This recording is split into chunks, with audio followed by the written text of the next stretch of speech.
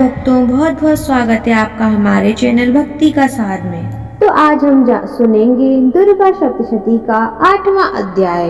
तो आज हम 8वें अध्याय में सुनेंगे रक्त बीज का वध। तो आइए अपने पाठ को शुरू करते हैं।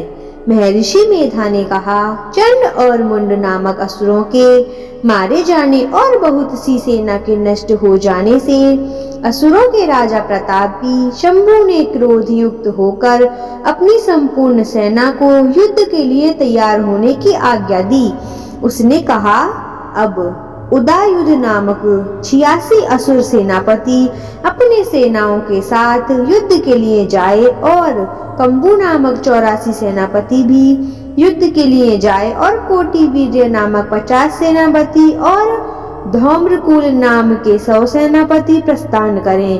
कालक, देवहद, मौर्य और काल के यह दैत्य भी मेरी आज्ञा से सजकर युद्ध के लिए कूच करें। भयानक शासन करने वाले असुरों का स्वामी शुंभ इस प्रकार आज्ञा देकर बहुत बड़ी सेना के साथ युद्ध के लिए चला।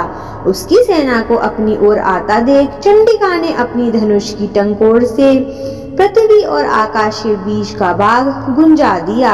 हे राजन, इसके पश्चात देवी के सिंह ने धारना आरंभ कर दिया और अंबिका के घंटों के शब्दों ने उस ध्वनि को और भी बढ़ा दिया। धनुष की टंकार, शेर की दहाड़ और घंटे के शब्द से पृथ्वी और आकाश के बीच का भाग गूंज उठा और इसके साथ ही देवी ने अपने मुख को और भी भयानक बना लिया। ऐसा भयंकर शब्द को सुनकर राक्षसी सेना ने देवी तथा सिंह को चारों ओर से घेर लिया। हे राजन, उस समय दैत्यों के नाश के लिए और देवताओं के हित के लिए ब्रह्मा, शिव, कार्तिकेय, विष्णु तथा इंद्र आदि देवों की शक्तियां जो अत्यंत पराक्रम और बल से संपन्न थीं, उनके शरीर से निकलकर उसी रूप में चंडिका देवी के पास गईं।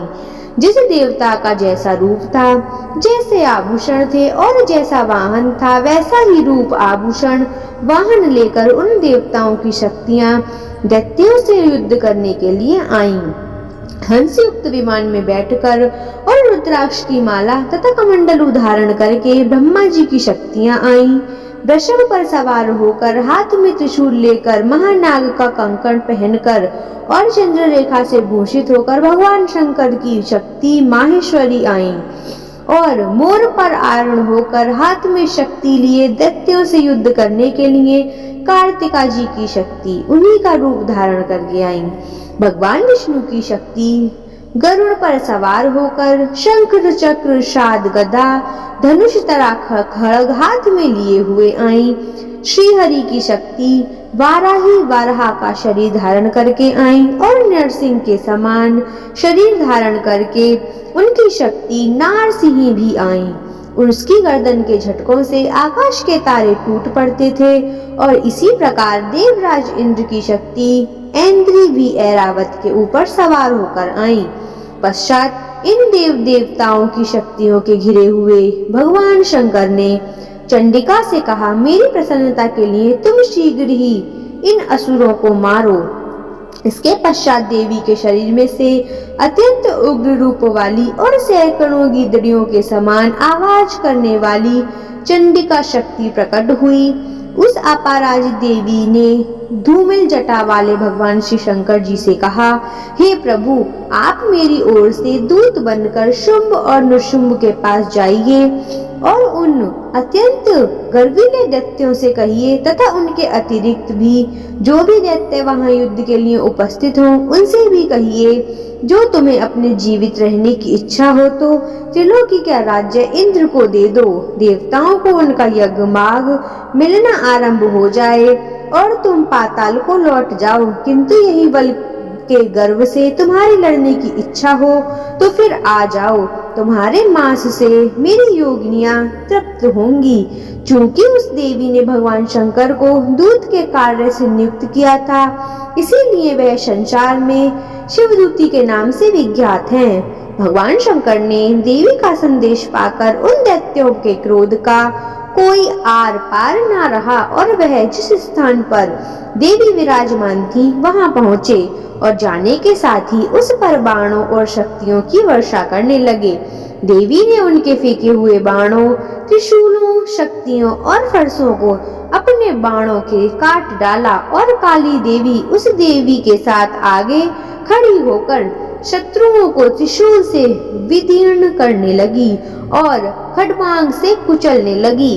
ब्रह्माणी जिस तरफ दौड़ती थी उसी तरफ अपने कमंडलू का जल छिड़क कर दैत्यों के वीर्य व बल को नष्ट कर देती थी और इसी प्रकार माहेश्वरी त्रिशूल से, वैष्णवी चक्र से और अत्यंत कोप वाली कौमरी शक्ति द्वारा असुरों को मार रही थी और इंद्री के बाजू के प्रहार से सैकड़ों दैत्य रक्त की नदियां बहाते हुए पृथ्वी पर सो गए। वाराही ने कितने ही राक्षसों को अपनी थूथन द्वारा मृत्यु के घाट उतार दिया। डालों के अग्रभाग से कितने ही राक्षसों की छाती को चीर डाला और चक्र की चोट से कितनों को ही विदीर्ण करके धरती पर डाल दिया। बड़े बड़े राक्षसों को नरसिंह अपने नखों से विदीर्ण करके भक्षण कर रही थी और सिंहनाद के चारों दिशाओं को गुंजाती हुई रणभूमि